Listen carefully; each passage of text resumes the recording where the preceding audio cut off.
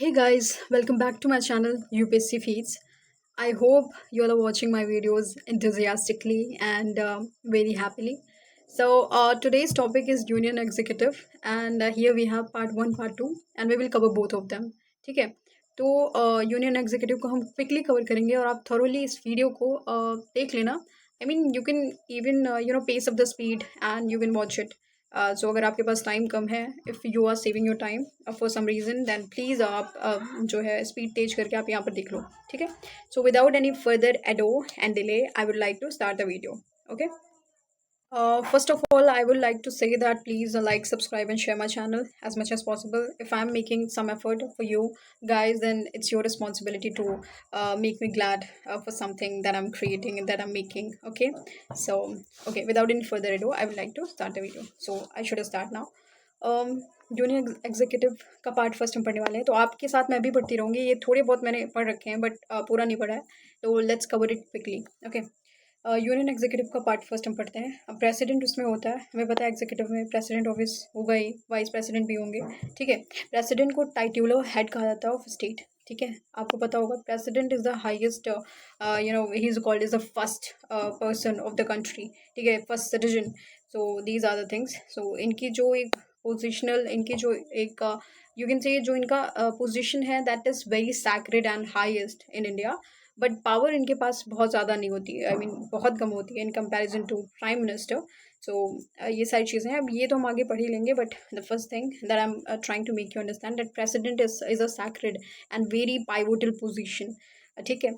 सो यहाँ पर क्या है, आप देख लेते हैं. He is the titular head of state. और कौन से आर्टिकल में बोला गया है ये? आर्टिकल 52 में. He is also the first citizen of India, symbol of unity and integrity and solidarity. Vice president second highest office होता है इनका, सबसे बड़ा president and then vice president. In terms of you can say like de facto rulers नहीं है ये लोग, बस लाइक इनको कहा जाता है कि they are the supreme, but in reality they are not supreme. Okay. Second highest rank होती है वाइस प्रेसिडेंट की, accorded a rank next to the president in the official warrant of precedence. तो हमारे पास एक प्रेसिडेंट्स वाली पूरी list होती है, जिसमें बताया जाता है कि who is supreme and not supreme according to, मतलब उनका एक सीक्वेंस होता है. उसके हिसाब से सबसे ज़्यादा सुप्रीम है president, then vice president second number पे. अब प्रेसिडेंट के बारे में थोड़ा बहुत पढ़ लेते हैं. क्वालिफिकेशन देख लेते हैं. आर्टिकल 58 में दी गई है. He should be a citizen of India, 35 years of age, qualified to contest election as a member of Lok Sabha. Okay. So Lok Sabha में इलेक्ट होने के लिए क्वालिफाइड होने चाहिए. And not hold any office of profit, any office of under the government of India और state और any local और other authority subject to control of any of the set government. ठीक है. तो कोई ऑफिस ऑफ प्रॉफिट नहीं होना चाहिए. मतलब वो जो इस पोजीशन को ग्रहण करने जा रहे हैं, वो इतनी बड़ी पोजीशन है कि उनको किसी और पोजीशन को उनको होल्ड नहीं करना है. ठीक है. So he should not hold any office of profit rather than being the president of India. ठीक है. कंडीशन ऑफ ऑफिस की अगर मैं बात करूँ तो आर्टिकल 59 में दिया हुआ है ये, कि he should not be a member of any house of union और state legislature. If such member is elected he shall be deem to have, मतलब ये किसी भी हाउस का जो यूनियन एंड स्टेट लेजिस्लेचर होते हैं, उसमें किसी का भी मेंबर नहीं होने चाहिए. और दूसरी बात, अगर ये मेंबर हैं, सपोज दैट ये मेंबर हैं और इनको इलेक्ट कर दिया गया एज अ प्रेसिडेंट, तो इनको जो है एंटर करने के पहले अपनी ऑफिस को छोड़ना पड़ेगा. जो भी उनकी पोस्ट है वो छोड़ना पड़ेगा. ठीक है. Not hold any other office of profit. ठीक है. Entitled without payment of rent to the use of official residence. तो ये राष्ट्रपति भवन का यूज़ कर सकते हैं. एमोलमेंट्स एंड अलाउंसेस जो है डिटरमिन कौन करता है? वो पार्लियामेंट करता है. And it can not be diminished. तो ऐसा नहीं है कि उनके टर्म के टाइम में आप डिमिनिश कर दो उनकी ये जो इनकम और सैलरी है, ये सारी चीज़ें. वो अगर आप पहले करना चाहते हो तो पहले करो, अदरवाइज उनका टर्म खत्म होने के बाद होगा. ठीक है. अब टर्म ऑफ ऑफिस की अगर मैं बात करूँ तो आर्टिकल 56 में दिया हुआ है. इसमें 5 ईयर्स लिखा हुआ है कि 5 जब वो अपनी ऑफिस पे एंटर करते हैं उसके 5 साल तक उनका टर्म रहेगा. एंड टर्मिनेशन हो सकता है 5 साल के पहले भी, लेकिन वो 2 तरीके से होगा. 2 वेज है उसके लिए, जो कि कॉन्स्टिट्यूशन में दिया गया है. पहला तो आप रेजिग्नेशन दे दो वाइस प्रेसिडेंट को. ठीक है. प्रेसिडेंट अगर वाइस प्रेसिडेंट को रिज़ाइन करके रेजिग्नेशन लेटर दे देता है कि I want to resign from my position, तो वो मतलब वो वहाँ पर वो एक्सेप्टेड होगा. बट उसके लिए भी कुछ प्रोसीजर्स होते हैं, आप देख लेना. अभी नीचे देखेंगे हम उसको भी. ठीक है. And by removal only for violation of the constitution. और जब उनको रिमूव करेंगे, सपोज दैट उन्होंने वायलेशन कॉन्स्टिट्यूशन के किसी प्रोविजन को फॉलो नहीं किया, वायलेशन किया कॉन्स्टिट्यूशन का, तो उसके लिए इनका इम्पीचमेंट प्रोसेस हो सकता है. वो केवल उसके थ्रू, या तो वो हो सकता है या तो रेजिग्नेशन के थ्रू. तो 2 प्रोसेस हैं. ठीक है. यहाँ पर and then you can say that it is such a tough process. मतलब impeachment is not that easy process, कि मतलब बहुत ज़्यादा टफ होता है इसको पास कराना. इट्स नॉट दैट ईजी कि अभी तक एक भी बार प्रेसिडेंट, कोई भी प्रेसिडेंट को इम्पीच नहीं किया गया है. So it is that much tough process you can say. So these are the things you.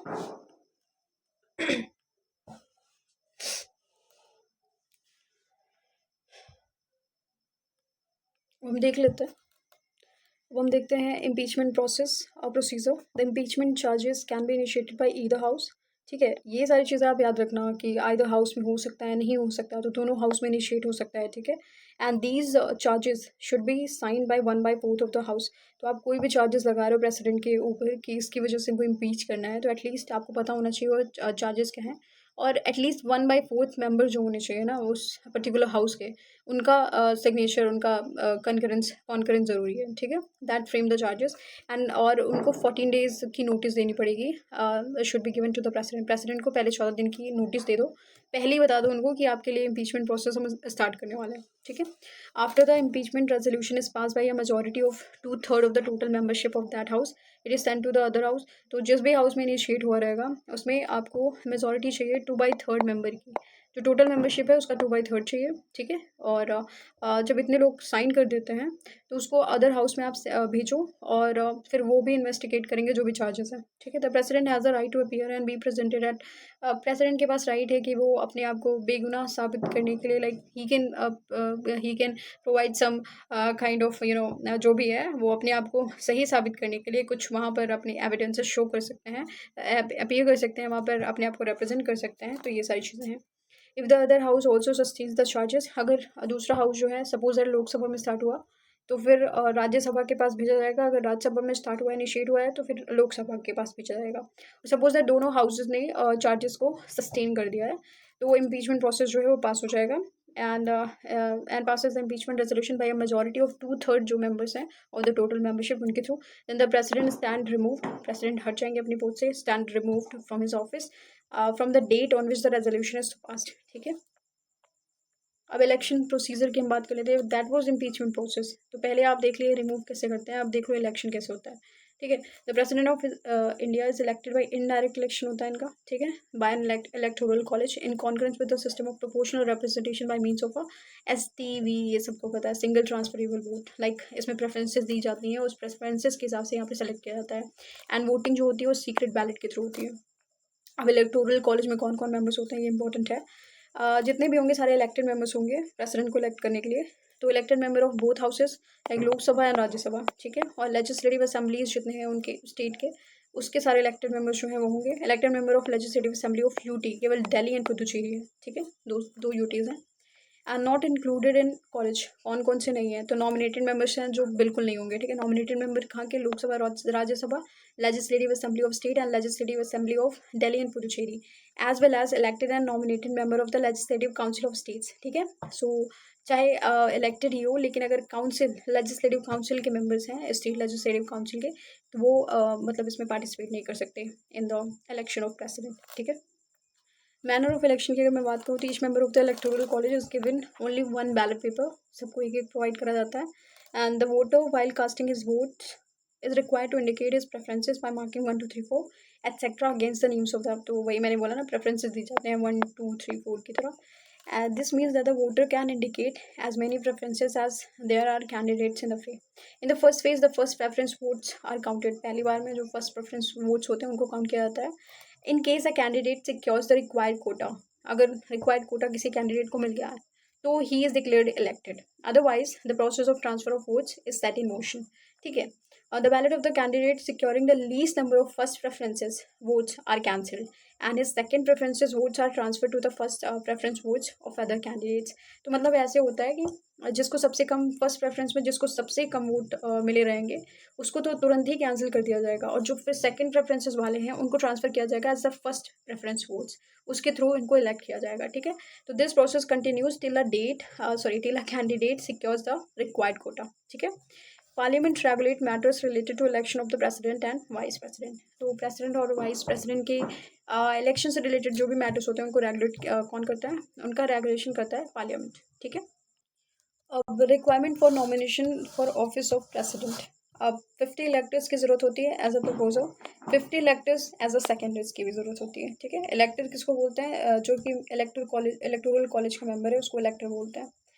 तो ये सारी चीज़ें हैं। President is a representative of the nation as well as people in different states. ठीक है, uniformity of representation of the different states at the election according to the population and number of elected MLAs of each state. ठीक है, value of vote of an MLA, MLA की MLA का जो vote होता है उसकी कितनी value होती है? तो वो आप टोटल पॉपुलेशन जो स्टेट की है upon total number of elected member in legislative council, जितने लोग लेजिस्लेटिव काउंसिल में इलेक्ट हुए हैं और जितनी स्टेट की पॉपुलेशन है उन दोनों को आप डिवाइड करके 1000 से मल्टीप्लाई कर दो, वही होती है value of the vote of an MLA. ठीक है, parity shall also be maintain between the states as a whole and the union. ठीक है, पैरिटी जो है वो मेंटेन करना चाहिए, यहाँ पर इन दोनों के बीच में होना चाहिए। और ये ऐसे निकाला जाता है, दैट्स वाई जो हर एमएलए होता है, हर स्टेट का अलग अलग जो एमएलए होता है उनका अलग अलग लाइक वोटिंग काउंट होता है, उनका वोटिंग वैल्यू, लाइक एक पर्टिकुलर वोट की कितनी वैल्यू होगी वो डिसाइड करती है स्टेट की पॉपुलेशन और कितने लोग इलेक्ट हुए हैं वहाँ पर। ठीक है, value of the vote of an MP, MP की वोट की वैल्यू कितनी होती है? Total number of votes assign to the elected members of all the state assemblies upon total number of elected member of both houses of the parliament.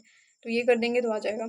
Successful candidates wins by absolute majority of votes, he must secure a fixed quota of votes. ठीक है, the quota of votes is determined by dividing the total number of valid votes polled by the number of candidate to be elected plus one and adding one to the question.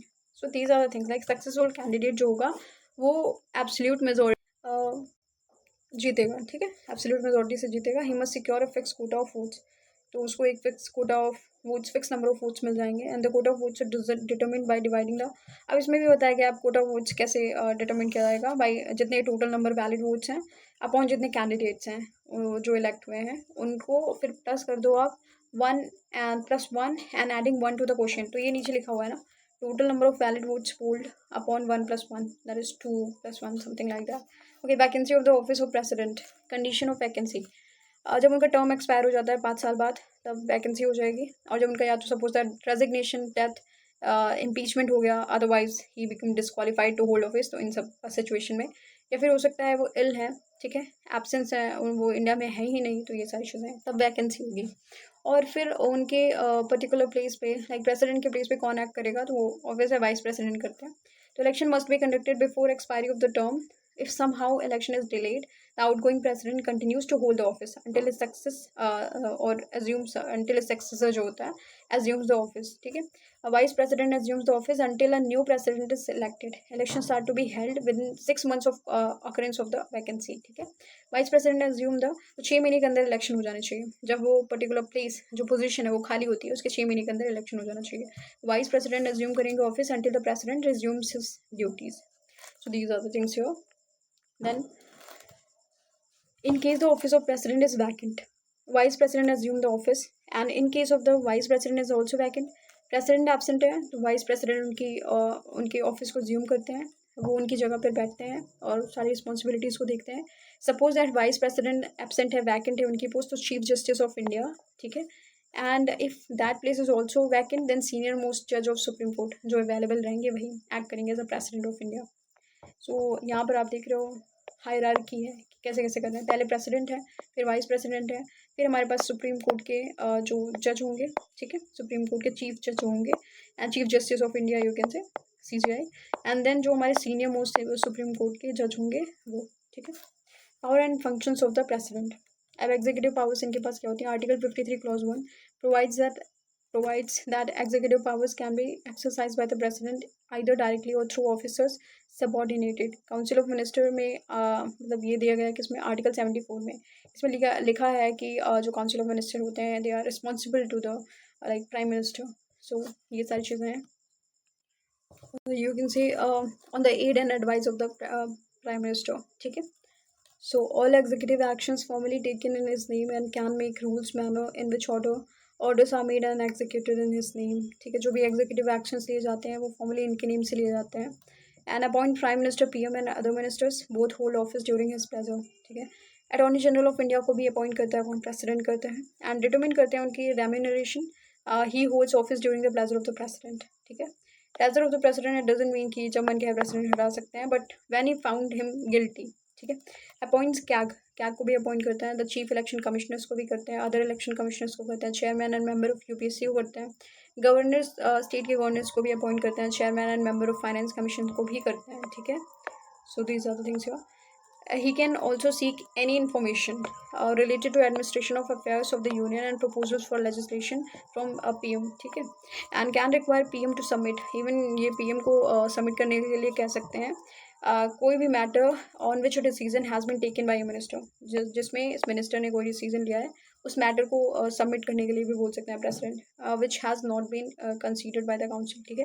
Can appoint a commission to investigate, even he can appoint a commission to investigate into the conditions of SC, ST and other backward classes. Can appoint an interstate council को भी appoint कर सकते हैं। Directly administer, ये president जो है वही UTs को एडमिनिस्टर करते हैं। सो डायरेक्टली एडमिनिस्ट्रेशन होता है इनका, वहाँ पर कोई ऐसी गवर्नमेंट नहीं है, लाइक गवर्नमेंट होती है वहाँ पर भी, बट द फैक्ट इज़ कि डायरेक्टली एडमिनिस्ट्रेशन मतलब जो सुप्रीम पावर होती है वो सेंटर के पास होती है। तो प्रेसिडेंट यहाँ पर डायरेक्टली एडमिनिस्ट्रेशन करते हैं यहाँ पर through administrators appointed by him. So these are the things. And legislative powers आप देख लो, he can summon or prorogue the parliament and dissolve the Lok Sabha, Lok Sabha को डिजॉल्व कर सकते हैं। Can also summon a joint sitting for both of the houses, तो joint sitting को कौन समन करता है, प्रेसिडेंट करते हैं। Can address the parliament and the commencement at the commencement of the first session after each general election of the first session, तो हर साल का जो पहला सेशन होता है उसे लाइक वहाँ पर पार्लियामेंट मतलब वहाँ पर एड्रेस किया जाता है लाइक पार्लियामेंट को। सो यू कैन एड्रेस, पहला जो सेशन होता है वहाँ पर करते हैं, और जो इलेक्शन के बाद जो पहली मीटिंग होती है, पहले जनरल इलेक्शन के बाद जो पहला सेशन होता है वहाँ पर भी, ठीक है। तो can send messages to the house of the parliament regarding pending bill in parliament or otherwise, ठीक है। ये सारे can appoint any member of the Lok Sabha to preside over its proceeding and the office of both the speaker and deputy speaker falls vacant. Similarly any member of the Rajya Sabha when the offices of both the chairman and deputy chairman fall vacant. ये 12 member को nominate करते हैं of the Rajya Sabha and 2 को लोकसभा से, ठीक है। तो राज्यसभा में कितने नॉमिनेटेड मेंबर्स होते हैं, 12, और लोकसभा में कितने होते हैं, 2 होते हैं। It's a very important thing, पता होगा। And his prior recommendation or permission needed to introduce certain types of bills, bills को इंट्रोड्यूस करने के लिए भी प्रेसिडेंट की प्रायर रिकमेंडेशन या फिर परमिशन की ज़रूरत होती है। कुछ ऐसे सर्टेन टाइप्स ऑफ बिल हैं जिनके लिए ज़रूरत होती है। For example a bill involving expenditure from the consolidated fund of India, और bill for the alteration of the boundaries के ऑल्टरेशन के लिए of the states and creation new state को बनाने के लिए, इन सब में प्रायर रिकमेंडेशन की ज़रूरत होती है, किसके, प्रेसिडेंट के। For bill sent to the president after passed by the parliament, he can give assent or withhold assent, return bill if not money bill. Money bill रहेगा तो उसे रिटर्न नहीं कर सकते, withhold नहीं कर सकते, उसको प्रेसिडेंट को साइन करके देना ही होगा, ठीक है, assent देनी होगी। लेकिन अगर अदर देन मनी बिल कोई बिल है तो प्रेसिडेंट उसको रिकन्सिडरेशन के लिए भेज सकते हैं, या फिर विदहोल्ड कर सकते हैं, या फिर हो सकता है assent ना दें, ठीक है। ऑन रिटर्निंग फॉर रिकन्सिडरेशन के लिए जब वो भेजते हैं of the parliament, if the bill is passed again bye the parliament, अगर फिर से पार्लियामेंट ने पास कर दिया, चाहे अमेंडमेंट करे या ना करे, तो फिर प्रेसिडेंट को अपनी असेंट देनी पड़ती है। For bill pass by the state legislature reserve by the governor for consideration of the president, suppose that कोई ऐसा बिल है जिसको गवर्नर ने प्रेसिडेंट के कंसिडरेशन के लिए रिजर्व करके रखा है, तो वहाँ पर प्रेसिडेंट अपनी असेंट चाहे दें, चाहे विदहोल्ड कर लें, चाहे डायरेक्ट करें गवर्नर को कि रिटर्न कर दो आप bill, if that is not money bill, यहाँ पर भी मनी बिल वाली कंडीशन है, ठीक है। On returning the bill for reconsideration of the state legislature, not obligatory for the president to give his assent. Suppose that फिर reconsideration के लिए जब भेजते हैं, ठीक है, बिल को जब reconsideration के लिए स्टेट लेजिस्लेचर भेजता है, तो it is not obligatory for the president to give his assent. ऐसा नहीं है कि ज़रूरी है कि उनको यहाँ असेंट देना है। ये देखिए यहाँ पर ज़रूरी था, यहाँ पर लोकसभा में ज़रूरी था, ठीक है, बट यहाँ पर स्टेट लेजिस्लेचर में ज़रूरी नहीं है कि प्रेसिडेंट अपनी असेंट दे ही दें। If the bill is again pass by the state legislature sent again to him for his consideration, ठीक है। दे कैन प्रोमलगेट ऑर्डिनेंसेस, ये बहुत इंपॉर्टेंट पावर होती है प्रेसिडेंट के पास। On subject where parliament has legislative powers, article 123 के अंदर में है। Provided parliament not in session, immediate actions is required, parliament approve with in 6 weeks of reassembly. तो ऐसे टाइम पे ऑर्डिनेंसेस को प्रोमलगेट किया जाता है जब सपोज दैट पार्लियामेंट सेशन में नहीं है और इमीडिएट एक्शन की ज़रूरत है तो उस टाइम में, ठीक है, और with in 6 week of reassembly के अंदर किया जाता है। पार्लियामेंट मतलब प्रोवाइडेड दैट कि पार्लियामेंट उसको अप्रूव कर दे 6 वीक ऑफ, जब वो रीअसेंबल करें उसके 6 वीक्स के अंदर, ठीक है। So these are the things. 6 weeks मतलब approx you can say 6 weeks मतलब 1.5 महीने, 1.5 months, ठीक है। So president may withdraw an ordinance at any time, ठीक है। Promulgation and withdrawal subject to council of ministers approval. ये प्रोमलगेशन और withdrawal जो होता है ये काउंसिल ऑफ मिनिस्टर्स के अप्रूवल के थ्रू होता है। May have retrospective effect and may modify और repeal any act of the parliament और इवन अदर ऑर्डिनेंसेस। तो मतलब ये कुछ भी कर सकते हैं, मॉडिफाई कर सकते हैं, बट हर चीज़ में रिस्ट्रिक्शन है, रीजनेबल रिस्ट्रिक्शन हर जगह पे है। और लाइक जो भी ये कर रहे हैं मोस्टली वो काउंसिल ऑफ मिनिस्टर के एडवाइस, एड एंड एडवाइस से करते हैं, ठीक है। So may also amend or alter a tax law but not amend constitution. Constitution को अमेंड नहीं कर सकते, बट टैक्स लॉ को अमेंड ऑल्टर कर सकते हैं। A statement explaining the circumstances that had necessitated immediate legislation by ordinances should also be placed before the House. Such power not found in the most of the democratic constitution, including USA and UK. Lays the report of CAG, UPSC, Finance Commission, others before the Parliament. तो इन सब की report भी ला के रखते हैं. Can make regulation for the peace, progress, and good government of the Andaman and Nicobar Island, Lakshadweep, Dadra and Nagar Haveli, Daman and Diu. In the case of Puducherry के case में भी president can legislate by making regulations but only when the assembly is suspended or dissolved, ठीक है। क्योंकि वहाँ पर खुद की उनकी एक असेंबली होती है तो वो सारे डिसीजंस लेते हैं, बट अगर डिजॉल्व्ड है या फिर सस्पेंडेड है असेंबली तो वहाँ पर प्रेसिडेंट और रेगुलेशंस या फिर कुछ लेजिस्लेचर क्रिएट कर सकते हैं, बना सकते हैं, मतलब रूल्स वगैरह अपना लगा सकते हैं। अब आपने देखा legislative, executive powers, financial powers कौन कौन सी होती हैं वो देख लेते हैं। फाइनेंशियल पावर्स में क्या है कि मनी बिल जब भी होता है पार्लियामेंट में, प्रायर रिकमेंडेशन, मनी बिल को इंट्रोड्यूस करने के लिए प्रेसिडेंट की प्रायर रिकमेंडेशन की ज़रूरत होती है। ये इंपॉर्टेंट होता है, आपको ऐसे एग्जाम में दे दिया जाएगा कि प्रायर रिकमेंडेशन किसकी चाहिए होती है, नहीं चाहिए होती है, तो आप कन्फ्यूज हो जाओगे, ठीक है। Causes to be laid annual financial statement, union budget before the parliament. तो फाइनेंशियल पावर ये होती है कि प्रेसिडेंट जो है वो एनुअल फाइनेंशियल स्टेटमेंट जो होता है उसको पार्लियामेंट के सामने रखते हैं, पेश करते हैं। No demand for a grant, कोई डिमांड फॉर अ ग्रांट नहीं कैन बी मेड, नहीं बना आ सकती है except for his on his recommendation. Demand for grant जो अप्रूव होती है ये इनकी रिकमेंडेशन के बिना नहीं हो सकता है, ठीक है। Can make advances out of contingency fund of India for unforeseen expenditure constitutes, ठीक है। फाइनेंस कमीशन आफ्टर एवरी, तो ये ऑल्सो सेटअप फाइनेंस कमीशन उसको सेटअप करते हैं आफ्टर हर 5 साल में, ठीक है। देन जुडिशियल पावर्स क्या क्या होती हैं आप देख लेते हैं यहाँ पर। तो जुडिशियल पावर्स में क्या क्या चीज़ें होती हैं यहाँ पर देख लेते हैं। Appoint the chief justice and जजेस of supreme court and high court, ठीक है। Can seek advice from the supreme court on question of law और fact. Can grant pardon, reprieve, respite, remission of punishment or suspend, remit or commute the sentences of any person convicted for any offence by a court martial or against union law or sentence of death। तो मतलब pardoning के power इनके पास में होती है, ये सारी चीज़ें। Even he can take advice from supreme court on any question of law और फैक्ट, ठीक है। ये चीफ जस्टिस ऑफ इंडिया को अपॉइंट करते हैं, जजेस ऑफ सुप्रीम कोर्ट को और हाई कोर्ट को अपॉइंट करते हैं प्रेसिडेंट। पार्डन में क्या क्या पावर्स होती हैं इनके पास, he can remove both the sentence and conviction, ठीक है। और रिप्राइव में क्या होता है, a stay of the execution of the sentence specially that of death for a temporary period. Temporary period के लिए जो स्टे कर दिया जाता है कि अगर डेथ सेंटेंस मिली होती है तो उसको कुछ पीरियड के लिए उसको स्टे कर दिया जाता है, उस पर्टिकुलर जो भी मतलब सेंटेंस होता है उसको, ठीक है। जो वहाँ पर फाइनल डिसीजन होता है उसको स्टे कर दिया जाता है कुछ पीरियड के लिए। और रेस्पाइट में क्या होता है, denotes awarding a lesser sentence in place of one originally awarded due to some special fact, physically disability or pregnancy. तो इसमें क्या जाता है कि जो सेंटेंस सपोज दैट कोई सज़ा उनको सुनाई गई है, ठीक है, कोई सज़ा है उनकी, सज़ा को थोड़ा कम कर देना, ठीक है, उसकी जो इंटेंसिटी है उसको कम कर देना, तो वो होता है यहाँ पर। और स्पेशली कब होता है, due to some special fact like physical disability or pregnancy. Remission में क्या होता है, reducing the period of the sentence without changing, sorry जो मैंने रेस्पाइट बताया उसमें आप देख रहे हो लेसर सेंटेंस दिया जाता है, और कब दिया जाता है, due to some special fact like physical disability or pregnancy. Remission में क्या होता है कि आप जो जितना टाइम के लिए पनिशमेंट दिया गया है उस टाइम को कम कर देना, उसको रेमिशन कहते हैं। कम्यूटेशन में क्या होता है, इसमें जिस तरह का पनिशमेंट दिया गया है, सपोज डेथ दी गई है, लाइफ इम्प्रिजनमेंट दिया गया है, तो उसको थोड़ा कम कर देना उस सज़ा को, इसको बोलते हैं कम्यूटेशन, ठीक है। लाइट रिफॉर्म की जो सज़ा है उसमें कर देना उसको। और ये कब होता है, जब जो प्रिजनर्स होते हैं उनके अच्छे बिहेवियर्स होते हैं एंड उनमें कुछ अच्छे कैरेक्टरिस्टिक्स देखे जाते हैं, उनमें सुधार दिखा जाता है, तब ये सारी चीज़ें होती हैं। मिलिट्री पावर्स की अगर मैं बात करूँ तो सुप्रीम कमांडर होता है president of the defence forces and appoint करता है जो चीफ होते हैं आर्मी, नेवी एंड एयरफोर्स के, ठीक है। He can also declare war or conclude peace subject to approval of the parliament. Parliament के अप्रूवल से he can also declare war और peace conclude कर सकते हैं. So ये सारे डिप्लोमेटिक पावर्स क्या क्या होती हैं. इंटरनेशनल जो ट्रीटीज़ होती हैं और एग्रीमेंट्स होते हैं वो प्रेसिडेंट के नाम पर ही होते हैं. ठीक है. are negotiated and concluded on behalf of the president subject to approval of the parliament. Represent president जो है वो इंडिया को represent करते हैं in the international forums and affairs. He can also send and receive diplomats like ambassador, high commissioner and so on.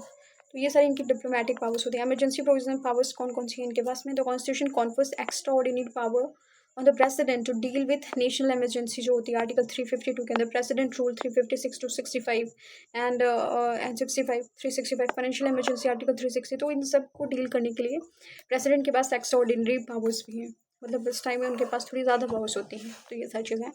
अब veto power हम देख लेते हैं. तो like there are different types of veto power.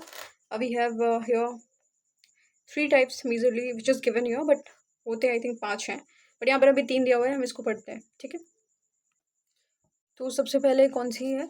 Absolute veto. ये power है veto power. अब इसमें क्या होता है. Power of the president to withhold his assent to a bill. किसी बिल को असेंट देने से रोकना. ठीक है. नहीं देना. ये पावर है प्रेसिडेंट के पास. इसको कहते हैं एब्सोल्यूट वीटो. ठीक है. जो कि पास हो गया है पार्लियामेंट के थ्रू, लेकिन यहाँ पर हम विद होल्ड कर दे रहे हैं उस मतलब प्रेसिडेंट जो है उस असेंट को बिल को विद होल्ड कर दे रहे हैं. तो ये पावर है इनके पास. इसको एब्सोल्यूट वीटो कहा जाता है. एंड यूजुअली एक्सरसाइज होता है with respect to private members के जो बिल होते हैं उनके लिए होता है. यूजुअली ऐसा नहीं है कि सर्टेनली श्योरली इन्हीं के लिए होता है, बट यूजुअली इन्हीं के लिए होता है. और when cabinet resigns and new cabinet advises not to give assent. ठीक है. सस्पेंसिव वीटो क्या होता है. यहाँ पर प्रेसिडेंट एक्सरसाइज करता है इस वीटो को when he returns a bill for reconsideration के लिए जो वो भेजता है, तो वो वहाँ पर प्रेसिडेंट अपनी सस्पेंसिव वीटो को एक्सरसाइज कर रहा है.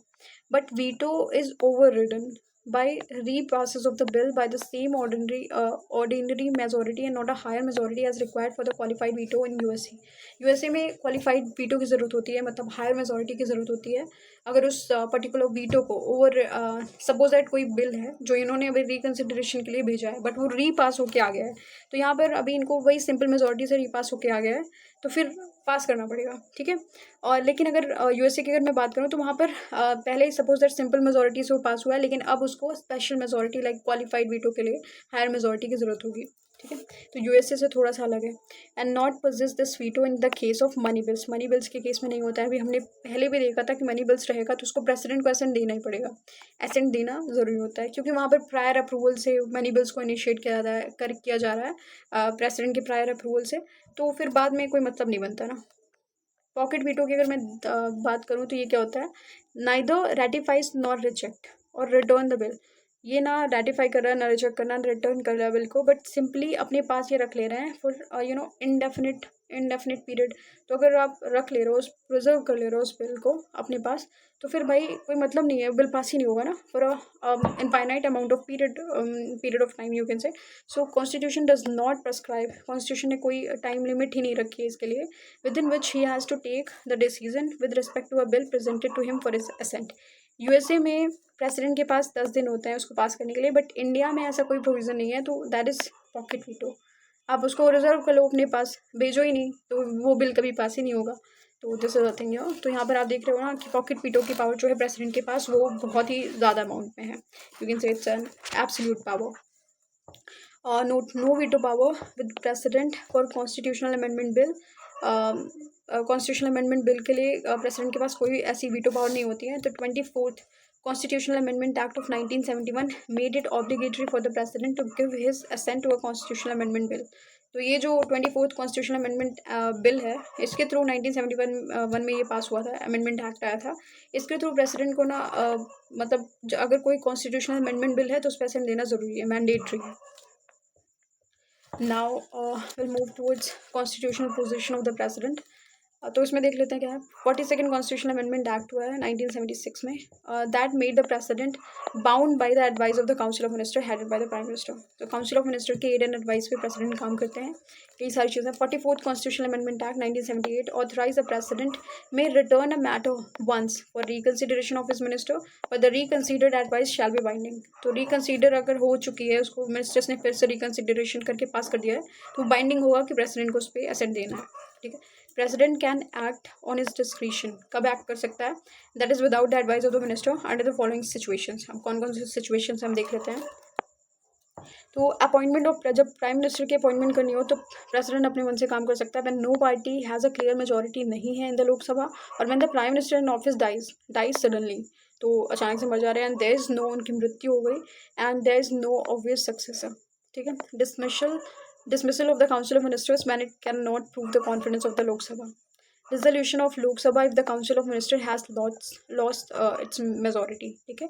सपोज दैट लोक सभा का डिसोल्यूशन हो गया बिकॉज मेजोरिटी जो है वो लूज कर चुके हैं, और नो कॉन्फिडेंस मोशन जो है वो पास हो चुका है। उस टाइम पे भी प्रेसिडेंट जो है उनके पास डिस्क्रिशन होता है, that they can act in his discretion, he doesn't have to act on the aid and advice of the council of minister. So these are things here. अब सेकंड टॉपिक, वाइस प्रेसिडेंट। अब इनको quickly हम देख लेते हैं क्या है। तो वाइस प्रेसिडेंट के लिए क्वालिफिकेशंस की ज़रूरत होती है, सिटीजन होने चाहिए, 35 ईयर्स होनी चाहिए इनकी, एंड राज्यसभा में इलेक्ट होने के लिए क्वालिफाइड होने चाहिए, और कोई ऑफिस ऑफ प्रॉफिट नहीं होना चाहिए, ठीक है। सिटिंग प्रेसिडेंट और vice president of the union, the governor and minister of the union और any state is not deemed to hold any office of profit, ठीक है। MP and MLAs are also eligible, वो भी eligible हैं कि वो vice president बन सकते हैं, but if elected as vice president तो उनको अपनी जो सीट जिस पे वो अभी हैं, MP MLA जिस भी सीट्स हैं, उनको अपनी सीट को वैकेट करना होगा, ठीक है, विदाउट सेपरेट रेजिग्नेशन, ठीक है। The nomination of a candidate for election of vice president must be proposed by 20, वहाँ पर 50-50 चाहिए थे, यहाँ पर 20-20 चाहिए, 20 electors as seconded and seconded by 20 electors as well. So propose by 20 करें, वहाँ पर प्रेसिडेंट में 50-50 चाहिए था, ये सेम चीज़, और यहाँ पर 20-20। इलेक्शंस की अगर मैं बात करूँ तो इनडायरेक्ट इलेक्शन इनका भी होता है, elected by the member of electoral college के मेंबर्स के थ्रू इलेक्ट किया जाता है, जिसमें कौन कौन होते हैं, इलेक्टेड एंड नॉमिनेटेड मेंबर्स होते हैं of the both houses of the parliament. तो प्रेसिडेंट की तरह इसमें सारे इलेक्टेड मेंबर्स की जरूरत नहीं होती है, और यहाँ पर केवल पार्लियामेंट के हाउसेज होते हैं, उनसे काम हो जाता है। यहाँ पर स्टेट लेजिस्लेचर का इन्वॉल्वमेंट जरूरी नहीं है, ठीक है। System of proportional representation by means of single transferable vote, and voting is done by secret ballot, वही सेम चीज़ है जो प्रेसिडेंट वाली। Then term of office 5 years है, ठीक है, and until his successor assume charges, and he can also resign from his office by addressing the resignation letter to the president also। तो president इनको resignation letter देंगे और ये president को resignation, तो एक दूसरे को देते हैं ये, ठीक है।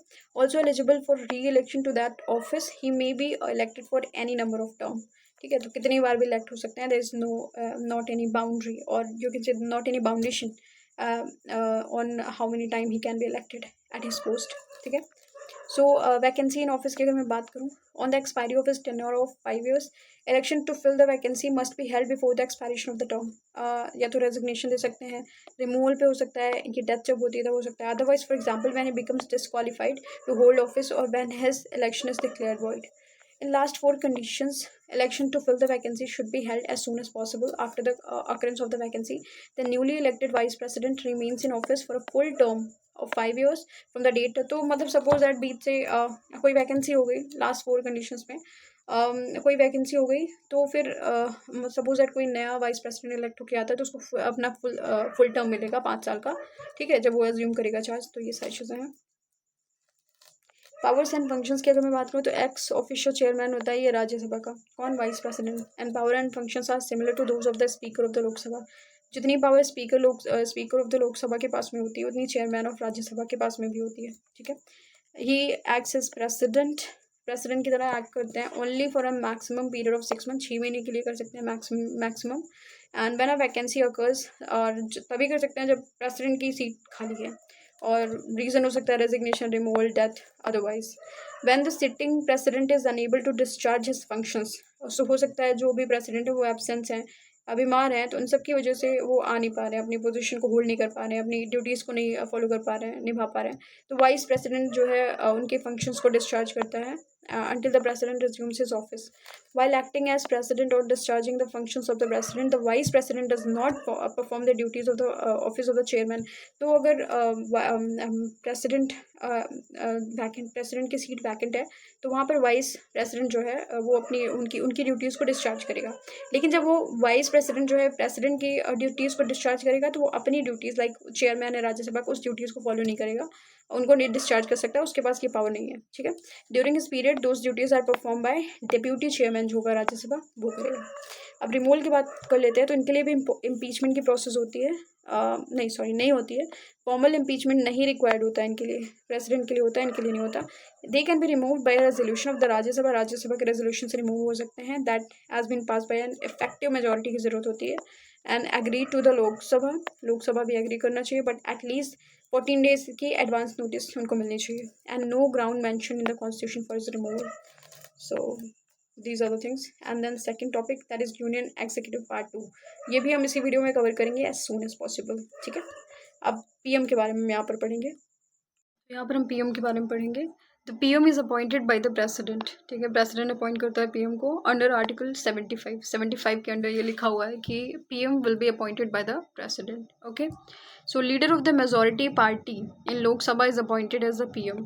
सो मेजॉरिटी पार्टी, जिसको सबसे ज़्यादा वोट्स मिले होते हैं, जिस पार्टी को सबसे ज़्यादा वोट्स मिले होते हैं, मेजॉरिटी पार्टी जो होती है उसका जो लीडर होता है उसी को पीएम डिक्लेयर कर देते हैं, okay. So when no party has a clear majority, अगर सपोज दैट किसी पार्टी के पास भी क्लियर मेजॉरिटी नहीं है, तो प्रेसिडेंट वहाँ पर एक्सरसाइज करेगा अपना personal discretion in the appointment of PM, okay. So powers and functions of the PM as head of the council of minister. ये प्राइम मिनिस्टर जो होता है वो हेड होता है काउंसिल ऑफ मिनिस्टर्स का, ठीक है। अब इनके पास कौन कौन सी पावर्स हैं आप देख लो। पावर टू डिस्ट्रीब्यूट पोर्टफोलियोज जो मिनिस्टर्स को मिलता है, like union minister, cabinet minister, so ये सारी जो होते हैं, मतलब लाइक कौन फाइनेंस मिनिस्टर होगा, कौन होम मिनिस्टर होगा, ये सारी चीज़ें जो पोर्टफोलियोज होते हैं ये डिस्ट्रीब्यूट करने की पावर प्राइम मिनिस्टर के पास में होती है। And even reshuffle portfolios, okay। recommend person who can be appointed as ministers by president। सो वो पर्सन को रेकमेंड करते हैं, ऐसे पर्सनस को जो मिनिस्टर बनने के लायक हैं, और वो प्रेसिडेंट को रेकमेंड करते हैं, देन प्रेसिडेंट उन्हें अपॉइंट करता है, ओके, अपॉइंट करते हैं। Presides over meeting of council of ministers and influence its decision. तो because he is the head of the council of ministers, तो ये प्रिसाइड करते हैं, एंड इनका जो डिसीजन होता है वो इन्फ्लुएंस करता है काउंसिल ऑफ मिनिस्टर्स का जो डिसीजन होगा वो, ठीक है। He guides, directs, controls and coordinates activities of all ministries, okay.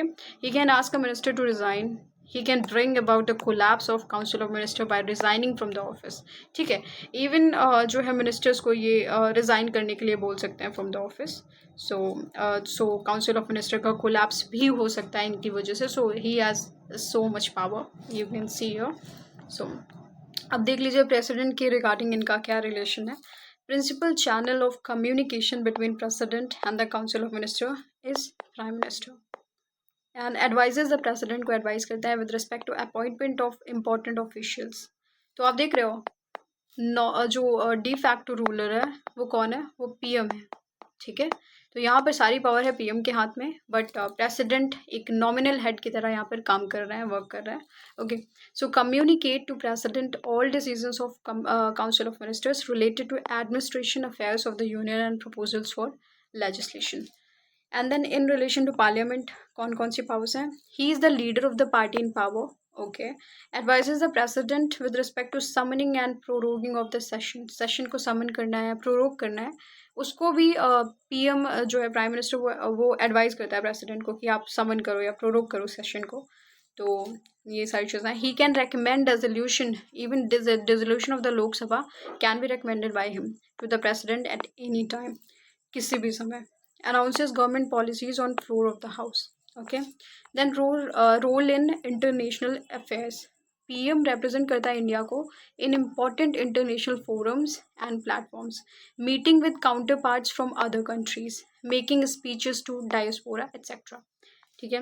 Then other powers and functions of PM क्या है। He is the chairman of NITI Aayog, national integration council, inter state council, national water resource council and some other bodies. He also leads his political party in elections and public rallies, okay. Crisis manager in chief at political level during emergency, okay. So PM के पास इतनी power होती है कि emergency के time पे जो like manager in chief होता है वो क्राइसिस के टाइम पे, और ही इवन लीड्स अपनी पॉलिटिकल पार्टी को लीड करता है वो पब्लिक रैलीज में एक्सेट्रा। तो मतलब you can say the real power is in the hand of the PM, prime minister, and जो प्रेसिडेंट होते हैं is just a nominal head, okay. Then there are some articles that is related to PM and council of minister, we can have a look over it once. So article 74, article 74, council of minister headed by PM to aid and advice president. ठीक है, ये होता है कि जो council of minister जिसको prime minister head करता है वो वहाँ पर प्रेसिडेंट जो है एड एंड एडवाइस पे काम करेंगे काउंसिल ऑफ मिनिस्टर पीएम के एडवाइस पे। ठीक है, आर्टिकल 75 क्या है, PM will be appointed by the president. ठीक है, प्रेसिडेंट पीएम को अपॉइंट करेगा। 75 का क्लॉज 1A है, total council of ministers shall not be more than 15% of the total member. ठीक है, तो काउंसिल ऑफ मिनिस्टर्स जो है वो टोटल मेंबर्स जितने हैं, suppose that we have 545, right. So इसके 15% ही होने चाहिए council of minister, not more than that. So ये कब ऐड हुआ था, 91st कॉन्स्टिट्यूशनल अमेंडमेंट एक्ट के थ्रू ऐड हुआ था। Similarly in the case of states के लिए आर्टिकल 164 1A है। ठीक है, so these are the things. Then 75 1B क्या है, if disqualified under anti defection law then also disqualified to be a minister. ये भी इंपॉर्टेंट है। 75 क्लॉज 3 क्या है, council of minister is collectively responsible to Lok Sabha, मतलब अगर सरकार गिरती है तो सभी को रिजाइन करना पड़ता है। ओके, 75 का क्लॉज 4 क्या है, oath of office and secrecy by ministers. So office and secrecy का ओथ लिया जाता है यहाँ पर। 75 का क्लॉज 5 क्या है, with in 6 months of a person being appointed as a minister a person has to become a member of parliament. 6 महीने के अंदर उसको एमपी भी बनना होगा। ठीक है, जैसे वो मिनिस्टर बनता है। So these are the things. Then constitutional position of PM की बात करें तो in the scheme of parliamentary system of government provided by the constitution the president is the nominal executive authority। तो वही सेम चीज़ है कि डिफैक्टो रूलर नहीं है, इनके पास रियल पावर नहीं है, he is just a nominal है। तो नॉमिनल एग्जीक्यूटिव अथॉरिटी होते हैं, डी ज्योरे एग्जीक्यूटिव इनको बोलते हैं। And prime minister is the real executive authority, de facto executive. ठीक है, इट मीन्स जो प्रेसिडेंट होता है वो हेड होता है स्टेट का, एंड प्राइम मिनिस्टर जो होता है वो हेड होता है गवर्नमेंट का। Okay, as per doctor BR Ambedkar, if any functionary under our constitution is to be compared with the US president, he is the prime minister and not the president of the union। तो आपने देखा होगा कि US में जो president होते हैं उनके पास जितनी पावर होती है उतनी यहाँ के प्राइम मिनिस्टर के पास में होती है। तो कंपैरिजन होगा तो between US president and prime minister of India होगा, otherwise you can say power में मिसमैच होगा। ठीक है, यू कैन से, आप समझ रहे हो यहाँ से। Okay, so council of ministers की बात करें तो कॉम्पोजिशन देख लेता है। अब इसमें कैबिनेट मिनिस्टर्स होता है। कैबिनेट मिनिस्टर्स कौन से मिनिस्टर्स होते हैं, ऐसे minister who hold very important portfolios like defence, home, finance, foreign affair etcetera. These are highest in status, emoluments, and powers. It is these ministers who constitute the cabinet, which has been described as a wheel within a wheel. Okay, so मतलब wheel के अंदर wheel। सो ऐसे इनको मतलब इनको कहा जाता है, इनको डिस्क्राइब किया जाता है। तो ये सारी चीज़ें, जो इनका नंबर होता है वो वेरी करता है from time to time, but seldom exceeds 20। But मतलब हमेशा 20 से ज़्यादा ही होते हैं। ठीक है, बट सेल्डम, प्राय जो है एक्सीड्स 20। मतलब ये हुआ कि सेल्डम एक्सीड्स 20, मीन्स ये हुआ कि 20 से ज़्यादा मोस्टली नहीं होते हैं। ठीक है, तो मैक्सिमम टाइम 20 से ज़्यादा नहीं होते। सेल्डम मतलब कभी हो सकता है कि सेल्डम ये 20 से ज़्यादा हो जाए, अदरवाइज नहीं। ठीक है, कैबिनेट मिनिस्टर्स की बात करें तो collectively formulate the policy of the government and are entitled to attend all meetings of the cabinet. ठीक है, कैबिनेट मिनिस्टर्स जो होते हैं वो कलेक्टिवली पॉलिसी बनाते हैं गवर्नमेंट की, और सारी मीटिंग वो कैबिनेट की अटेंड करते हैं। Occasionally, senior leaders are included in the cabinet as ministers without portfolio। Okay, कभी कभी ऐसा होता है जो सीनियर लीडर्स होते हैं वो included. So now we will have a look over Minister of State। They are next in rank and can either be given independent charge of ministries, departments or can be attached to a cabinet minister। So ये कह रहे हैं कि they are next in rank, मतलब अभी cabinet ministers के बाद जो मिनिस्टर ऑफ स्टेट होते हैं वो मतलब उसके बाद रैंक में होते हैं। तो सबसे ऊपर है कैबिनेट मिनिस्टर, फिर है minister of state. Okay, and they can either be given independent charge, हो सकता है इनको इंडिपेंडेंट चार्ज मिल जाए ऑफ मिनिस्ट्रीज या डिपार्टमेंट का, और हो सकता है वो अटैच्ड रहे किसी कैबिनेट मिनिस्टर से। ठीक है, इन case of an independent charge अगर मिलता है तो उनको वही मतलब they perform the same functions, उनको वही फंक्शंस परफॉर्म करने होंगे या एक्सरसाइज करने होंगे in relation to their ministries department as cabinet ministers do. ठीक है, जो कैबिनेट मिनिस्टर्स करेंगे जो उनका डिपार्टमेंट करेगा तो उनको वही फंक्शंस एंड पावर्स मिलेंगे। however they are not members of the cabinet and attend cabinet meetings only when specially invited. So इनको कैबिनेट का मेंबर्स नहीं माना जाता है, तो ये मीटिंग को तभी अटेंड करेंगे जब उनको स्पेशली इनवाइट किया जाएगा, and when affairs of their department are to be considered, okay, या फिर उनके डिपार्टमेंट से रिलेटेड कोई बात है तब वो पार्टिसिपेट करेंगे, अदरवाइज नहीं करेंगे. So this is it. Now deputy ministers. Deputy minister who are next in rank, तो सबसे ऊपर cabinet, then minister of state, then deputy ministers, okay. So who are next in rank to Minister of State do not hold independent charge of any department. तो इनके पास कोई भी ऐसा independent charge नहीं होता है. And they perform such functions as the minister in charge may delegate to them. Okay? तो ये वो फंक्शंस परफॉर्म करते हैं जो मिनिस्टर इन चार्ज इनको डेलीगेट करते हैं. अब parliamentary secretaries. They have no independent powers और फंक्शंस. इनके पास कोई इंडिपेंडेंट पावर्स फंक्शंस नहीं होता है. And they assist the ministers. वो मिनिस्टर्स को असिस्ट करते हैं whom they are attached in the parliamentary work. ठीक है, तो ये सारा आप थोड़ा सीक्वेंस याद रखना कि कौन सबसे ऊपर है, फिर उसके बाद कौन कौन से हैं. And they are in fact probationers under training and may hope to rise to higher ranks if they do well. तो अगर ये अच्छा करेंगे तो इनको हो सकता है अच्छे पोजीशन पे, इनको अच्छे पोस्ट पे डाल दिया जाए.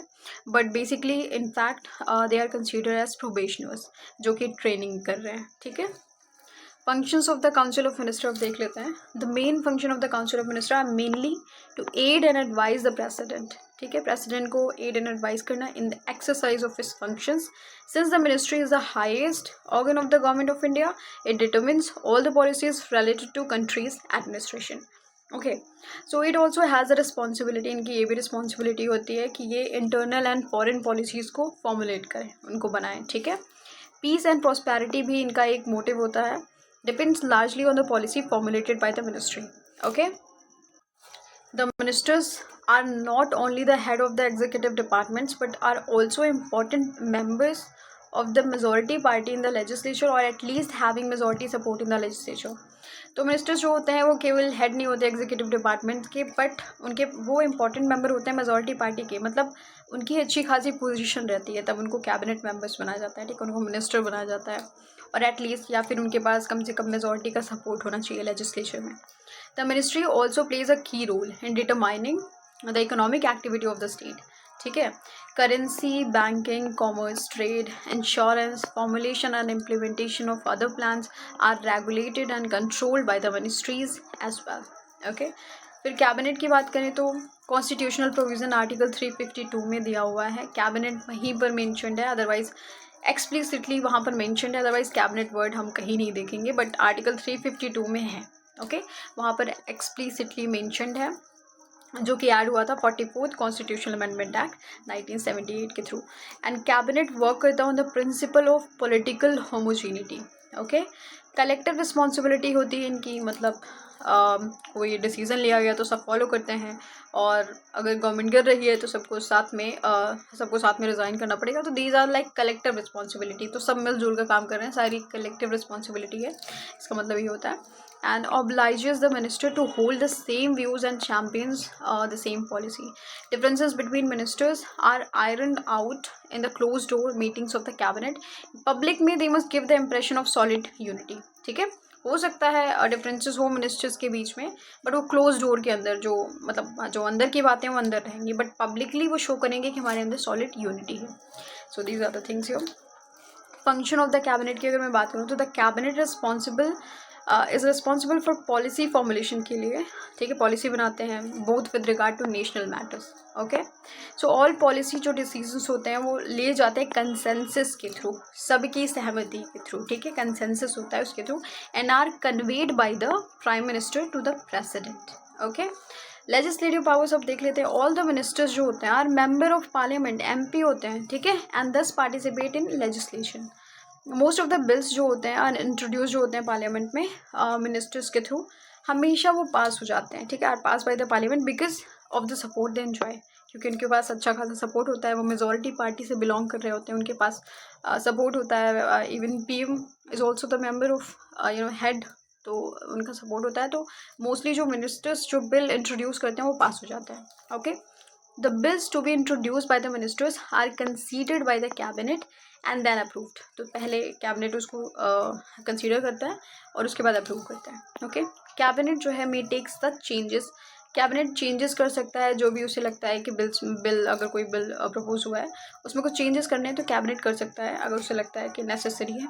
ओके, फाइनेंशियल पावर की अगर मैं बात करूँ तो the cabinet is responsible for all expenses of the government and the sources of revenue to finance the expenditure. ठीक है, कैबिनेट जो है सारे एक्सपेंसेस जो गवर्नमेंट के होते हैं उन सबको देखता है। ठीक है, और जो भी सोर्सेज ऑफ रेवेन्यू है उन सबको देखता है। एनुअल बजट जो होता है, जो प्रिपेयर होता है by the finance minister, is controlled by the cabinet. ठीक है, cabinet is responsible for approving the economic and physical policies, so also for taking decision, अगर डिसीजन लेने ऑन द रिपोर्ट्स जो कि सबमिट की गई हैं by the finance commission and the controller and auditor general of India.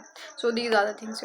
Okay, तो आप देख रहे हो इनके पास फाइनेंशियल पावर्स हैं, इनके पास लेजिस्लेटिव पावर्स हैं, इनके पास अच्छी खासी पावर्स हैं, एडमिनिस्ट्रेटिव पावर्स भी हैं। ठीक है, पावर ऑफ मेकिंग अपॉइंटमेंट्स, अब अपॉइंटमेंट्स करने की पावर भी इनके पास है, वो कितनी है वो देख लेते हैं। ओके, सो ऑल्दो हमें पता है कि प्रेसिडेंट जो है वो इन्जॉय करता है vast powers of appointing high dignitaries of the state. ठीक है, बट रियलिटी में क्या होता है कि ये जो अपॉइंटमेंट वो करता है ना प्रेसिडेंट, वो रिकमेंडेशन पे करता है कैबिनेट के।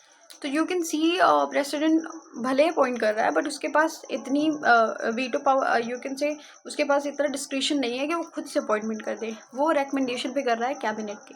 ठीक है, the advice of the cabinet is binding, जो कैबिनेट की एडवाइस होती है वो प्रेसिडेंट पे बाइंडिंग होती है and virtually all the functions of the president are perform by this body. तो जितने भी प्रेसिडेंट के फंक्शंस होते हैं वो ये बॉडी ही परफॉर्म करती है। हाउएवर द प्रेसिडेंट में आस्क द कैबिनेट, मतलब प्रेसिडेंट जो है वो कैबिनेट को बोल सकता है कि आप रिकंसिडर कर लो जो उनकी एडवाइस है, लेकिन केवल एक बार। ठीक है, उसके बाद जो एडवाइस दी जाएगी आफ्टर रिकंसिडरेशन वो बाइंडिंग होगी प्रेसिडेंट पे, और ये किसके थ्रू ऐड हुआ था? 44th कॉन्स्टिट्यूशनल अमेंडमेंट एक्ट के थ्रू। ठीक है, so these are the things. अब कोऑर्डिनेशन फॉर स्मूथ फंक्शनिंग के लिए कोऑर्डिनेशन की जरूरत होती है। तो the cabinet not only coordinates the work of the various departments but also resolves inter departmental disputes. तो कैबिनेट केवल वर्क्स वगैरह नहीं देखता बट डिस्प्यूट्स अगर अराइज होते हैं तो उन सबको भी देखता है। इंटर डिपार्टमेंटल डिस्प्यूट्स अगर अराइज होते हैं वो सारी चीज़ें भी कैबिनेट देखता है। ओके, अब देख लेते हैं काउंसिल ऑफ मिनिस्टर और कैबिनेट में डिफरेंसेस क्या है। सो काउंसिल ऑफ मिनिस्टर हमें पता है वाइडर बॉडी है, और जो हमारा कैबिनेट होता है उसमें 20 मेंबर से ज़्यादा, हमने पहले भी पढ़ा था कि उससे ज़्यादा एक्सीड नहीं करते हैं। ठीक है, seldom not exceed 20 members. So smaller body होती है इनकी वाइडर बॉडी है, इसमें 60 to 70 मेंबर्स हैं, यहाँ पर 15 to 20 मेंबर्स हैं। और इसमें सारे कैटेगरी के मिनिस्टर्स होते हैं, like cabinet minister, minister of state, deputy ministers, but ये पार्ट है काउंसिल ऑफ मिनिस्टर का। ठीक है, तो आप देख रहे हो कि इसमें काफ़ी सारी चीज़ें आ जा रही हैं। कैबिनेट मिनिस्टर भी आ जा रहे हैं, मिनिस्टर ऑफ स्टेट भी आ जा रहे हैं, बट यहाँ पर केवल काउंसिल ऑफ मिनिस्टर्स हैं जो वही है। ठीक है, यहाँ पर कैबिनेट मतलब एक छोटी बॉडी है जिसके पास ज़्यादा पावर है। ठीक है, जहाँ पर कम मेंबर्स हैं बट पावर ज़्यादा है। Okay, it is vested with all the powers but in theory. So अब यहाँ से आप समझ रहे हो थियोरी में केवल। Okay, it exercises the power of the council of minister, तो सारी पावर तो इनके पास में है। It functions are determined by the cabinet. ठीक है, it direct the council of minister, तो ये काउंसिल ऑफ मिनिस्टर्स को डायरेक्ट करते हैं, तो ये डिसीजन ले रहे हैं, ये पॉलिसीज़ फॉर्मुलेशन कर रहे हैं, उसके बाद ये डायरेक्ट कर दे रहे हैं काउंसिल ऑफ मिनिस्टर को कि आप भी ऐसा समझो और बनाओ। ठीक है, it functions are determined by the cabinet. इनका होता है it implements the decision taken by the cabinet. तो आप देख रहे हो कैबिनेट को डिसीजन कैबिनेट के जो डिसीजन होते हैं उनको इम्प्लीमेंट करने में हेल्प कौन करता है? Council of ministers. It supervises the implementation, और ये सुपरवाइजेज, ये चेक करते हैं कि इम्प्लीमेंटेशन ठीक से हो रहा है या नहीं हो रहा है। ठीक है, जो भी डिसीजन लिए गए हैं काउंसिल ऑफ मिनिस्टर्स के थ्रू उन सब का। ये एक कॉन्स्टिट्यूशनल बॉडी है council of minister under article 74 and 75, और ये it did not find a place in the original text, तो ओरिजिनल टेक्स्ट में नहीं था ये। ठीक है, कलेक्टिवली रिस्पॉन्सिबल होते हैं to the lower house of the parliament, और ये it enforces the collective responsibility of council of minister to the lower house of the parliament. So same but different. Okay, so different forms of government की अगर मैं बात करूँ तो prime ministerial form of government. Okay, तो parliamentary form of government के बारे में हम देखने वाले हैं।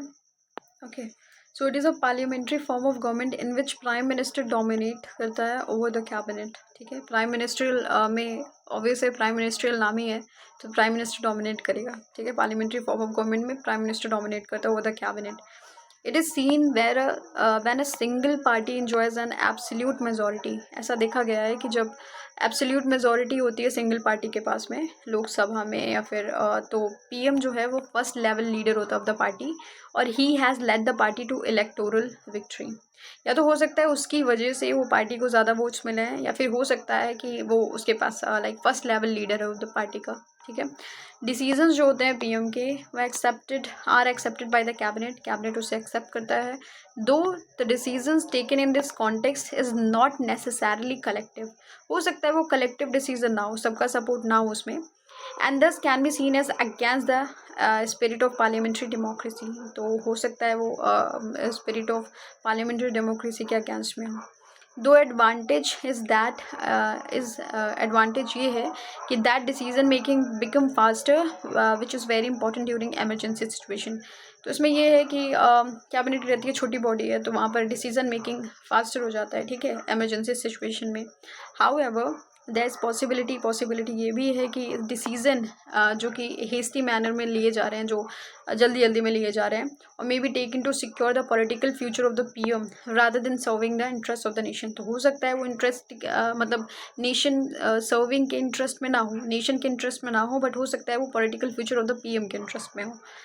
And PM form of government can also give rise to extra constitutional authorities हो सकती हैं in the form of kitchen cabinet। kitchen cabinet एक छोटी बॉडी होती है जो डिसीजन लेती है, मतलब काफ़ी ज़्यादा गुप्त, मिस्टीरियस, और यू कैन से a kind of high level body। okay, so or inner cabinet which advises PM on important political and administrative issues।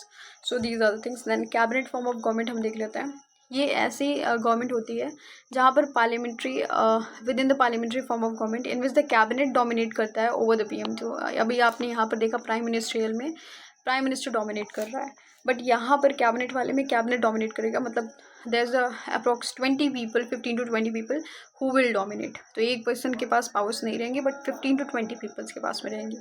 Then cabinet is responsible to the parliament and its members are held accountable to the legislative body for their decisions and actions. जो भी लेंगे उसके लिए वो responsible रहेंगे।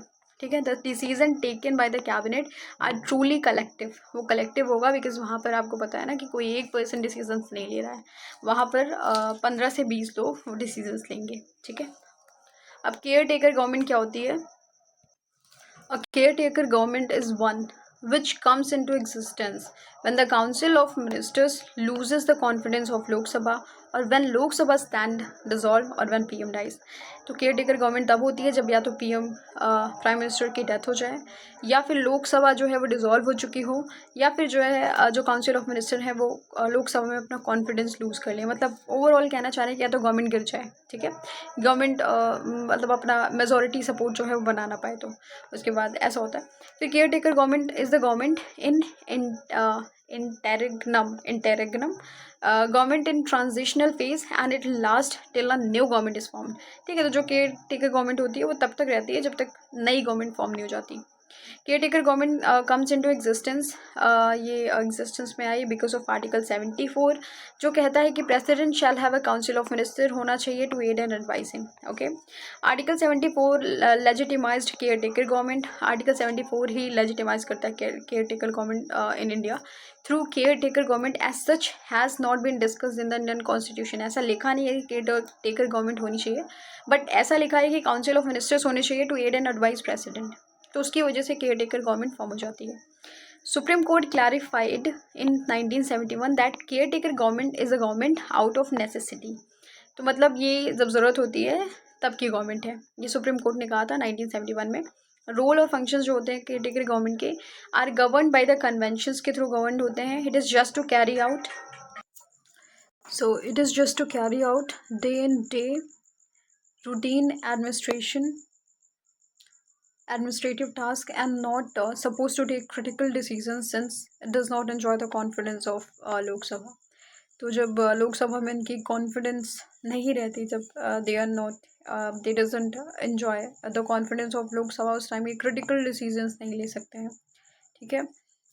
It cannot financially commit the next government, nor should it enter into a treaty with a foreign state. ठीक है, तो मतलब ऐसा नहीं है कि ये कमिट कर देंगे कि फाइनेंशियली नेक्स्ट गवर्नमेंट के लिए, और ना ही ये किसी तरह की ट्रीटी में एंटर करेंगे फॉरेन स्टेट के साथ में. ठीक है, तो ये care taker government is just for the care taking of country, मतलब इंटरनल मैटर्स के लिए होता है, not for external matter. Like कोई ट्रीटी साइन नहीं कर सकते उस टाइम फॉरेन स्टेट से, तो ऐसा है. ओके, सो एक्सटर्नल मैटर्स भी होंगे बट ट्रीटीज़ वगैरह साइन नहीं होंगे उस टाइम पे, because this is not just because ये एक ऑफिशियल गवर्नमेंट नहीं है. अभी इलेक्शंस होंगे तो जो गवर्नमेंट मेजोरिटी में होगी वो अभी वो मतलब वो ट्रीटीज़ वगैरह साइन करेगी, but right now they don't have permission to do that. Okay, however caretaker government in case of national crisis के टाइम पे केयर टेकर गवर्नमेंट जो है वो कॉज बाई मतलब नेशनल क्राइसिस जिसमें external threat हो या फिर इंटरनल थ्रेट हो, केयर टेकर गवर्नमेंट जो है वो इंपॉर्टेंट पॉलिसी डिसीजंस ले सकती है. ठीक है, किस लिए ले सकती है? To safeguard the interest of the country. Okay, अब एंट्रीम गवर्नमेंट की हम बात करते हैं तो interim government is formed in transitional phase of the political history of the government. Okay, transitional phase में होता है. It is full fledged government, ये पूरी तरह से फुल फ्लेज्ड गवर्नमेंट है to install a popular government according to the new constitution. So these are the things. Coalition government क्या होता है? इसमें मतलब दो पार्टीज़ का मर्जर होता है. So it is a phenomenon where more than two political parties came together, so they come together to form a government, sinking their basic ideological differences in the event of inability of any single party to command a workable majority in the lower house of the legislature. So you can understand here that lower house means the Lok Sabha. Okay, तो अगर उसमें किसी भी government की majority नहीं है, ठीक है, तो दो पॉलिटिकल पार्टीज जो may be they would have different ideological differences, but even after that they will try to collide or merge with each other so that they can form the majority in the government and they can form their government. So that's why. So this often reduces the dominance of the party and has won the highest number of seats. तो जो मतलब हो सकता है ऐसी party जिसको सबसे ज़्यादा सीट्स मिली हो उसका डोमिनेंस ये थोड़ा सा रिड्यूस कर देता है. ओके, अब कोलिशन है मतलब सामने वाली पार्टी की बात को आपको वो भी मान कर चलना पड़ेगा, तो you can not dominate over everything. So that is why इसमें लिखा है कि रिड्यूस कर देता है dominance of the party. And the process of fragmentation of the national party system and emergence of minority और coalition government started in India from 1967 से ये सारी चीज़ें स्टार्ट हुई है. ठीक है, फ्रैगमेंटेशन का process and emergence of minority and coalition government, ये सारी चीज़ें 1967 से स्टार्ट हुआ है. This period also mark the emergence of coalition and also new parties, नई नई पार्टीज जो थी उनका merger along with the breakup of some parties and absorption of other. ठीक है, in India the first coalition government जो है to complete its full term, जिसने अपना फुल टर्म कंप्लीट किया वो किसकी थी? अटल बिहारी वाजपेयी लेड गवर्नमेंट थी वो, और जिसको हम बोल सकते हैं नेशनल डेमोक्रेटिक अलायंस NDA. और उसने कब से कब तक एक फुल टर्म की गवर्नमेंट बनाई थी? 1999 टू 2004. ओके, ये पहली कोलिशन गवर्नमेंट थी जो फुल टर्म चली थी. ठीक है, ये किसकी थी? अटल बिहारी वाजपेयी जी की थी, NDA, national democratic alliance. While some से हो सकता है, सम कुछ कहते हैं that coalition government generate more inclusive policies. कुछ लोग कहते हैं कि लाइक कोलिशन गवर्नमेंट की वजह से ज़्यादा इंक्लूसिव पॉलिसीज़ होती हैं, मतलब ज़्यादा लोगों को कवर किया जाता है, उसमें ज़्यादा इंक्लूजन होता है लोगों का. बट कुछ अदर लोग बिलीव करते हैं कि coalition impose constraint on policy making पे कॉन्स्ट्रेंट लाता है ये. ओके, अटॉर्नी जनरल की हम बात करें, the highest law officer in the country, जिनके बारे में आर्टिकल 76 में हम पढ़ते हैं. He is appointed by president of India. Okay, so अच्छी खासी इनकी पोस्ट है, हाईएस्ट लॉ ऑफिसर हैं तो प्रेसिडेंट ही अपॉइंट करेंगे इनको. क्वालिफिकेशन की बात करें तो सेम एज जज ऑफ सुप्रीम कोर्ट. ठीक है, and he must be a citizen of India. They must have been a judge of some high court for 5 years. तो मतलब क्वालिफिकेशन की यही है जैसे सुप्रीम कोर्ट के जज की होती है. क्या होती है वो? कि सिटीजन होने चाहिए और ये जज होने चाहिए किसी हाई कोर्ट के at least for 5 years and advocate some high court for 10 year. अगर जज हैं तो 5 साल चलेगा, अगर एडवोकेट हैं तो 10 साल. ठीक है, या फिर एमिनेंट ज्यूरिस्ट हो in the opinion of president. तो ये 3 क्वालिफिकेशंस होती हैं. टर्म इनका फिक्स्ड नहीं है. और इनके रिमूवल का जो ग्राउंड है वो मेंशन नहीं है कॉन्स्टिट्यूशन में। ये रिमूव करे जा सकते हैं by the president at any time and he may also quit, ये अपनी जॉब को छोड़ भी सकते हैं रेजिग्नेशन देकर प्रेसिडेंट को। Conventionally he resign when the government council of minister resigns. Conventionally मतलब ये क्या करते हैं, जब गवर्नमेंट रिज़ाइन करती है तो ये भी रिज़ाइन कर देते हैं, या फिर गवर्नमेंट रिप्लेस हो रही है तो रिज़ाइन कर देते हैं एज बिकॉज ये अपॉइंट हुए हैं उनकी एडवाइस पे। ठीक है। रेम्यूनरेशन की अगर मैं बात करूँ तो कॉन्स्टिट्यूशन ने कोई फिक्स नहीं किया है। He receive such remuneration as a president, जो डिटरमिन करते हैं इनको वही पैसे मिलते हैं, इनकी सैलरी वही होती है। ड्यूटीज फंक्शन की अगर मैं बात करूँ तो to give advice to the government of India, तो ये गवर्नमेंट ऑफ इंडिया को एडवाइस देते हैं upon such legal matters which are referred to him by the president, जिनको प्रेसिडेंट इनके पास भेजता है। और ये ऐसी ड्यूटीज़ को परफॉर्म करते हैं of legal character that are assign to him by the president, जो प्रेसिडेंट इनको काम देते हैं लीगल कैरेक्टर का वो ये करते हैं। ठीक है। To discharge the functions conferred on him by the constitution or any other law, to appear on behalf of the government of India in all cases, सारी केसेस में, in the Supreme Court in which the government of India is concerned, to represent the government of India in any references made by the president to the Supreme Court. So these are the things, like इनके काम क्या है। To appear in any high court, किसी भी high court में appear कर सकते हैं, in any case, किसी भी केस में अंडर आर्टिकल 143 जिसमें गवर्नमेंट ऑफ इंडिया कंसर्न है। ओके। अब राइट्स इनको क्या क्या मिलता है। In the performance of official duty को परफॉर्म करते वक्त अटॉर्नी जनरल के पास इतना पावर होता है कि वो ऑडियंस बन सकते हैं किसी भी कोर्ट में। ठीक है। Audience in all court in the territory of India. इनके पास राइट टू स्पीक होता है, और ये किसी भी प्रोसीडिंग में पार्ट ले सकते हैं in both houses of the parliament, but ये वोटिंग नहीं कर सकते। ठीक है। और their joint sitting of which he may be named a member but without a right to vote. Voting right नहीं है but he can take part in the proceedings and he also have the right to speak, मतलब right to speak है इनके पास। Okay. Has the right. He enjoys all the privileges and immunities that are available to a member of parliament। जितनी MP के पास privileges immunities होती हैं वो उतनी इनके पास भी होती है। ठीक है। लिमिटेशंस की बात करें तो अटॉर्नी जनरल पे क्या क्या होती हैं। He should not advise or hold a brief against the government of India. Okay. Government of India के अगेंस्ट में कोई भी एडवाइस इनको नहीं देनी है। And he should not advise or hold a brief in case which he is called upon to advise or appear for the government of India. तो ये सारी चीज़ें इनको डिफेंड नहीं करना है कि उस पर्सन को क्रिमिनल प्रोसिक्यूशन में without the permission of the government of India. हाँ। ये एक्सेप्ट नहीं कर सकते अपॉइंटमेंट एज अ डायरेक्टर, किसी भी कंपनी में डायरेक्टर नहीं बन सकते हैं, और या फिर किसी कॉर्पोरेशन में without the permission of government of India. Other notable fact क्या है। He does not he does not fall in the category of government servant। government servant की category में नहीं है। he is not debarred from private legal practices। okay, these are also present the offices of solicitor general of India होता है, additional solicitor general of India होते हैं, extra constitutional bodies है assist करने के लिए अटॉर्नी जनरल को। ठीक है। ताकि वो अपनी ड्यूटीज़ को ऑफिशियली फुलफिल कर सकें।